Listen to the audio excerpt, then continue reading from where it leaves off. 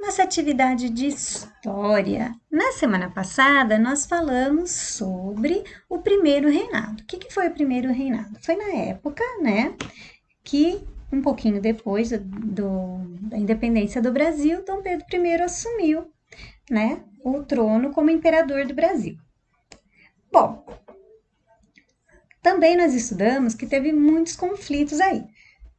Nós vamos estudar melhor isso, tá bom? Eu vou passar o geral para vocês e nós vamos estudar isso melhor, mas fiquem tranquilos. Bom, o segundo reinado, depois que Dom Pedro abdicou do trono, o que é abdicar? Ele falou: não vou mais ser imperador do Brasil, vou deixar.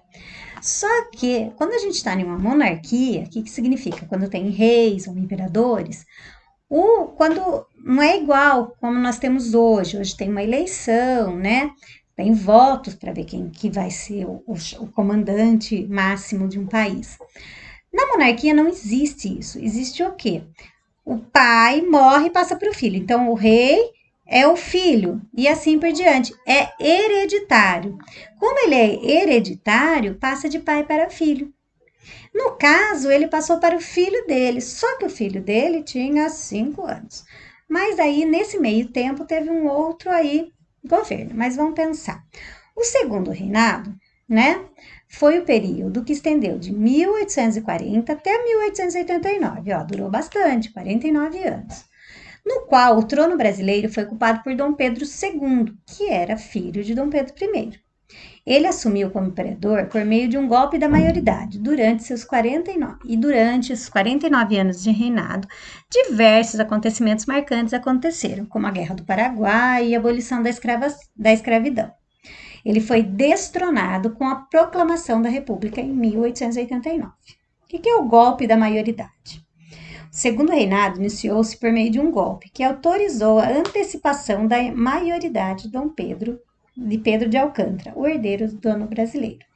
A década de 1830 foi a década do período regencial. Isto é, quando os governantes governaram o país até que Pedro alcançasse aos 18 anos exigidas como fosse coroado imperador. Então, ele só poderia ser coroado imperador quando ele fizesse 18 anos, tá? Porém, ele tinha 5 na época que Dom Pedro I foi, né? Bom, as disputas de poder entre liberais e conservadores, ou seja, entre os dois que tomavam conta, tinha aquelas pessoas que queriam que o país fosse mais livre e aqueles que queriam que o país continuasse. Então, liberais e conservadores. Essas disputas foram acirradas, foram muito duras ali. E o país estava em uma instabilidade. Então, ele foi percebido aí quantidade de rebeliões, né, provinciais que tinha no país. Então, nessa época do período regencial, entre Dom Pedro I e Dom Pedro II, teve muitos problemas, né? E daí, os membros do Partido Liberal, ou seja, aqueles que queriam uma liberdade maior, pediram a antecipação da maioridade para que Dom Pedro assumisse o trono. Ou seja, o que eles fizeram? Eles queriam que não precisasse esperar Dom Pedro fazer 18 anos, tá? Então, essa proposta ganhou força e passou a ser apoiada até mesmo pelo Partido Conservador. Ou seja, todo mundo achava que era melhor Dom Pedro, porque eles estavam brigando tanto, falou: não, então peraí, uma pessoa neutra, Dom Pedro. Só que nessa época, Dom Pedro tinha 14 anos de idade, mas não tem problema, ele assumiu como imperador quando ele tinha 14 anos de idade, em 18 de junho de 1841. Como é que estava a política nessa época? A política do segundo reinado era complexa, era muito complicado.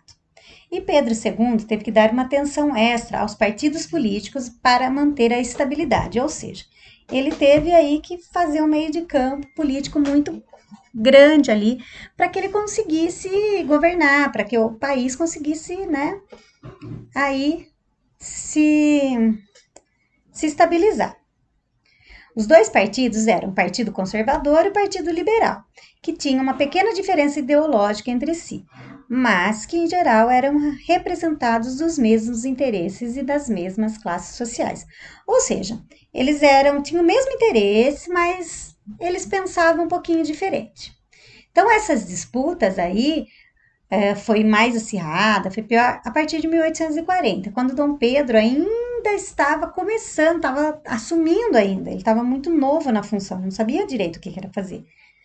Por essa razão, o sistema político, né, estabelecido aí, permitia um revezamento entre liberais e conservadores. Ou seja, ele tinha ajuda dos dois lados. Então, tinha hora que ele seguia um, tinha hora que ele seguia outro. E isso garantiu aí uma estabilidade, porque assim eles paravam de brigar. Falaram, não, agora é minha vez, a outra agora é a vez dele. Conseguiram aí governar de uma forma melhor. É que nem aqui, ó. Hoje nós não temos essa briga política, né, entre, sei lá, o PT, que eles falam, e o Bolsonaro. Fica essa disputa, um brigando com o outro. Lá também tinha isso na época. Isso sempre teve, não é que e hoje é assim, sempre teve. Só que naquela época não eram duas pessoas, eram dois partidos. Então tem hora que fica um, tem hora que fica outro, tá? O sistema era o parlamentarismo às avessas. O que é isso? Nesse sistema, o Brasil era governado por uma monarquia parlamentarista, havendo um gabinete ministerial que chefiava os governos dos parlamentares. Com isso, se o imperador não tivesse satisfeito com a atuação do gabinete dos deputados, poderia dissolver o parlamento e convocar novas eleições. Então, o que acontece? Ele não governava sozinho, ele tinha pessoas que governavam com ele. Só que se ele não gostasse das pessoas, ele falava, eu não quero mais vocês, trocava tudo. Então, o parlamento é quando você tem um rei, mas você tem pessoas eleitas que ajudam, né, que ajudam aí nesse governo. No caso dele, não era eleito, é ele que falava quem ele queria. Então, não fazia o que ele quer e mandava embora. Ao todo, ao longo dos anos do segundo reinado, foram formados 36 gabinetes diferentes, o que mostra que a rotatividade do poder entre liberais e conservadores era elevada. A possibilidade de uma mudança rápida na chefia do governo foi o que garantiu o convívio mais harmônico entre liberais e conservadores. Ou seja, em 49 anos de governo, teve 36 equipes diferentes. Então, tinha hora que era conservador, tinha hora que era liberal, então ele ficava trocando e assim eles não brigavam tanto. Mas logo sai esse, entra outro, então eles ficavam trocando para ajudar aí na organização do país. Economia. No que se refere à economia, dois grandes destaques são a economia cafeeira, que consolidou como principal item a economia brasileira, a embrionária industrialização, que foi esboçada no país, ou seja, então, começou o processo de industrialização nessa época, então a economia começou aí a, a melhorar aí, né? O destaque, claro, vai para o café, que tem a principal exportação econômica até a década de 1950. Então, nessa época, antes não era cana-de-açúcar? Nós falamos sobre isso. A cana-de-açúcar era o carro-chefe do Brasil. Nessa época, o Brasil começou a plantar café. Então, o café foi introduzido no Brasil no século XVIII e no século XIX. Popularizou-se como principal atividade econômica. As duas grandes regiões produtoras de café no país foram o Vale do Paraíba, que é entre Rio de Janeiro, parte de São Paulo ali, e o Oeste Paulista. Uma região secundária da cafeeira foi a Zona da Mata, em Minas Gerais. Então, Rio de Janeiro, São Paulo e Minas Gerais era onde plantava-se café, né? No que se refere à industrialização, então, assim, o café se tornou o principal produto brasileiro. E as indústrias? Tá, o Brasil viveu um pequeno surto de desenvolvimento industrial entre 1840, 50 e 60. Então, nessa época aí, começou-se a crescer um pouquinho a indústria, tá? Nesse período, o Brasil, né, o país, teve um aumento na navegação a vapor e viu as estradas de ferro se multiplicarem, sobretudo visando o aumento das exportações do país. Um dos símbolos desse período foi Irineu Evangelista de Souza, Barão de Mauá. Ou seja, o Barão de Mauá é uma figura bastante importante aí no nosso desenvolvimento do país. Por quê? Porque ele começou a também investir nessa parte. Então, o que acontece? Os navios, eles antes, né, eles eram a vela, agora eles tinham vapor, ou seja, eles navegavam mais rápido, né? E também começou os trens, né? Os trens começaram a se multiplicar. Para quê? Para que pudesse levar a produção de um lugar para o outro, né? E nesse período o que destacou aí, que ajudou muito nisso, foi o Barão de Mauá. Guerra do Paraguai. A Guerra do Paraguai foi um conflito que se estendeu de 1864 a 1870. Foi um divisor de águas na história do Segundo Reinado, ou seja, a Guerra do Paraguai foi muito importante nessa época. Um acontecimento, né, divisor, então, foi muito importante. O conflito ocorreu de 1864 até 1870, deixando milhares de mortos nos 4 países envolvidos.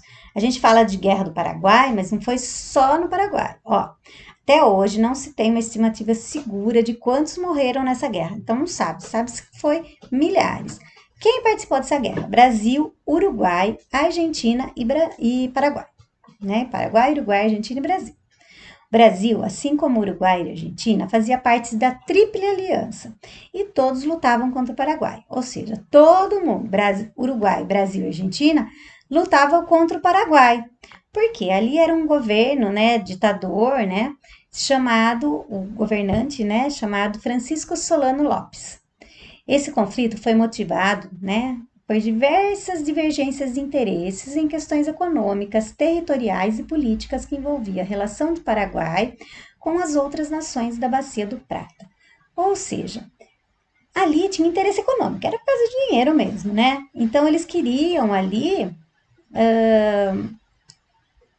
melhorar a economia e o Paraguai ali estava brigando por causa de terras, principalmente ali que ali tem uns rios, chama Bacia do Prata, que é o Rio Prata, que onde tem muita prata. Então é muito minério e isso ganha-se muito dinheiro com isso, né? Então foi um dos grandes motivadores.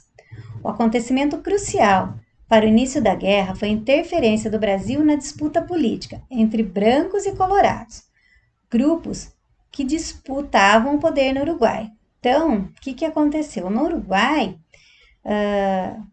eles estavam lutando e o Brasil começou a se meter ali no meio de quem ia governar o Uruguai. Então, o envolvimento do Brasil em defesa dos colorados motivou o Paraguai, o aliado dos brancos, a atacar o Brasil em 1864 como represália. Então, o que aconteceu? No Uruguai, tinha 2 grupos aí lutando pelo poder. Como ali fazia todo mundo parte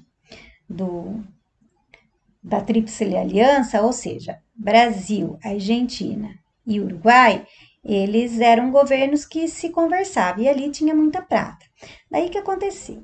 Paraguai, ele estava querendo que os blancos, tinha blancos e colorados. O Paraguai queria que os blancos ganhassem a eleição, porque assim ele favorecia o Paraguai. Ele conseguia fazer acordo com o Paraguai e o Paraguai também lucrar.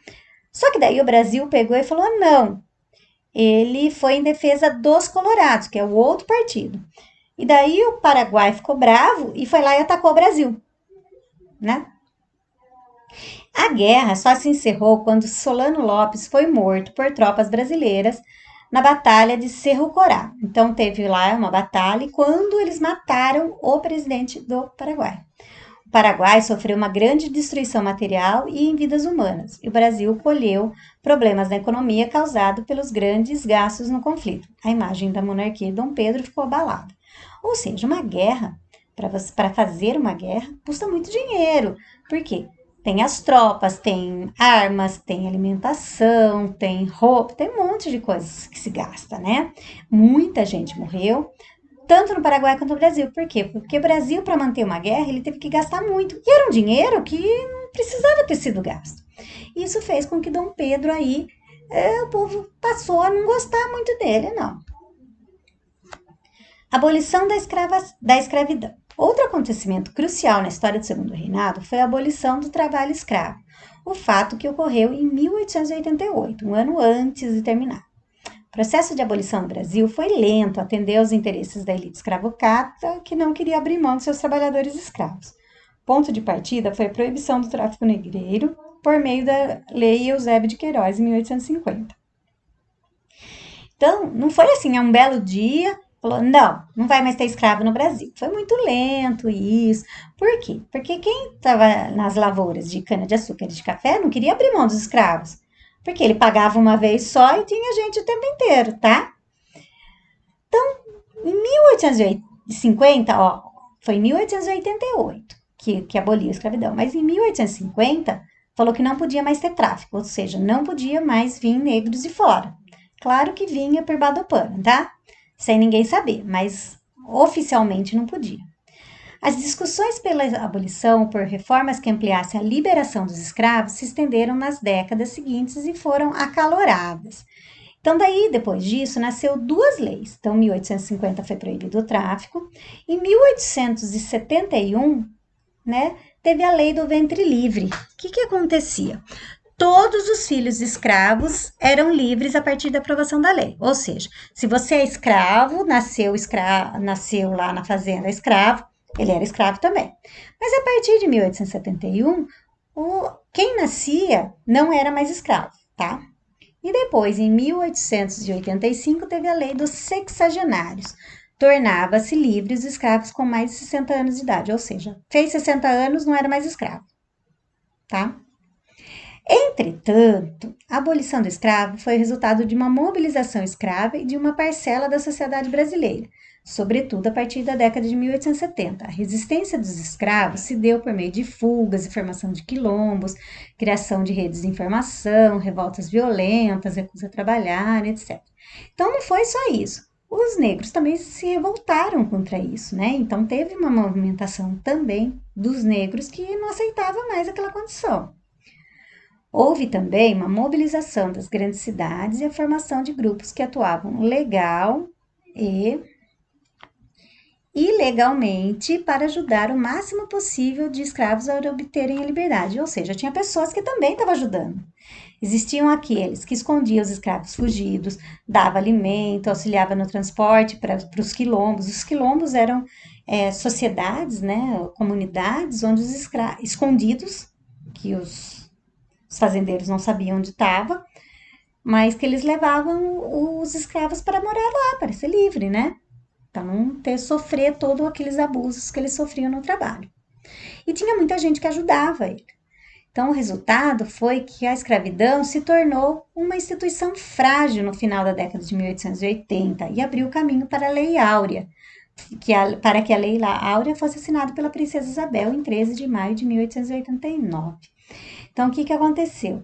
Era difícil ter escravo, porque sempre era uma luta, tinha que ter gente vigiando, ficou muito complicado. E daí, né, foi abrindo espaço aí, e em 1889, a princesa Isabel, filha de Dom Pedro II, assinou a Lei Áurea, que libertava todos os escravos.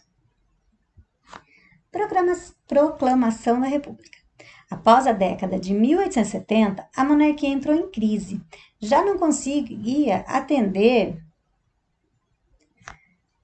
as demandas e os interesses de uma parcela considerável da sociedade, ou seja, o pessoal já estava descontente com o rei. Falava, não está dando certo esse imperador aí não, gente, quero outra coisa. E daí eles estavam querendo uma república, né? Aí começou a surgir como uma alternativa. O que era a república? Aonde tinha pessoas, o governo não ficava de pai para filho, ia passando aí através de partidos, a pessoas escolhidas ou eleitas, enfim. E começou a se pensar nisso. Na década de 1880 foi marcada por uma crise política crônica, ou seja, estava muita briga política, todo mundo queria governar, todo mundo achava que ninguém conseguia fazer direito, enfim. E a monarquia ia perdendo apoio. Grupos de militares e civis começaram a conspirar contra o imperador Dom Pedro II, e essa conspiração resultou no dia 15 de novembro de 1889. Nesse dia, o Marechal Deodoro da Fonseca liberou a derrubada do gabinete ministerial e o vereador José do Patrício proclamou a República. Ou seja, em 1889, falou não. Daí fizeram umas conspirações ali e proclamaram a República. Dom Pedro II foi destronado, ou seja, ele não tinha mais o trono, tiraram o trono dele, e juntamente com a família real, eles foram expulsos do Brasil. E eles foram para a Europa no dia 17 de novembro, 2 dias depois, tá? O ex-imperador nunca mais retornou ao Brasil e ele morreu em Paris, na França, 2 anos depois, ó, no ano de 1891. Foi um período meio complicado aqui, né? Então vamos lá. Depois nós vamos aí responder algumas perguntinhas. Então, o que foi e quando ocorreu? Então, o que era o segundo reinado? E quando? Qual é a data que ele ocorreu? Quem era o imperador do Brasil nessa época? Pois a 3. O café foi introduzido no Brasil no século XVIII e no século XIX. Popularizou-se como principal atividade econômica. Quais foram as duas grandes regiões produtoras de café? Onde produzia-se o café? Lá no texto. Explique como foi a Guerra do Paraguai e o que ela ocorreu. Quando ela ocorreu. Então, por que eles tiveram essa guerra e quando que ela aconteceu? Como foi a abolição da escravatura? Quem que fez? Por que teve a abolição da escravatura? Tá? E por último, quando e como acabou o segundo reinado.